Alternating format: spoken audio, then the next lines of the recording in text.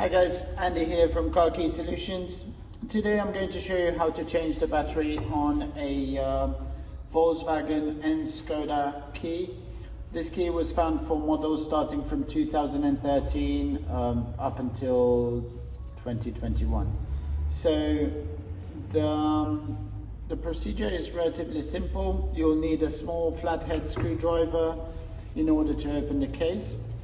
You can push on the side here. So by inserting the screwdriver in here, you push it up, okay, and it opens like so.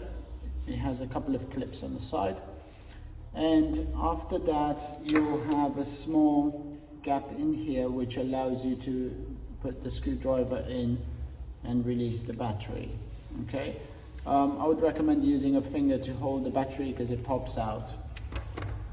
Right, once that is done, your battery is a CR2025 in our case. You change the battery, positive side of the battery going up, and it slides into place and then it clips. Okay, we put the back in. We need to check that the plastic guides go into their place, into their position there, and then it clicks into place. Your key is ready to go. It also has an LED marker to show you that it's working. So that will be the key for Volkswagen Skoda starting from 2013-14 up until 2021.